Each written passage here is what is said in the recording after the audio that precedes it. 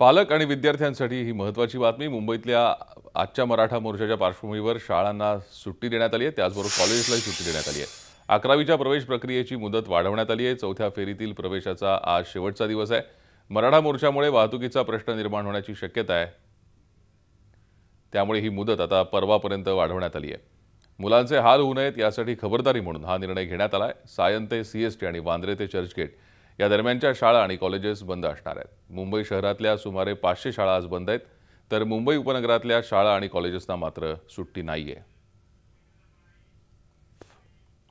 शासनाने मुंबई शहर विभाग जो आहे या विभागातल्या शाळा उद्या बंद ठेवाव्यात।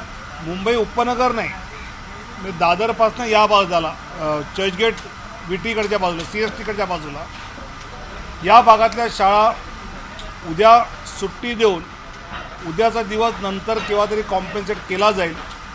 मोर्चामुळे विद्यार्थ्यांना अनावश्यक कुठे अडकले, घरी पोचायला उशीर झाला, गर्दीमध्ये कुठेतरी भरकटले असं होऊ नये म्हणून शालेय शिक्षण विभागाने ही काळजी घेतली आहे की उद्याच्या मोर्चाच्या दिवशी मुंबई शहर विभागातल्या शाळा यांना सुट्टी देण्यात येत आहे।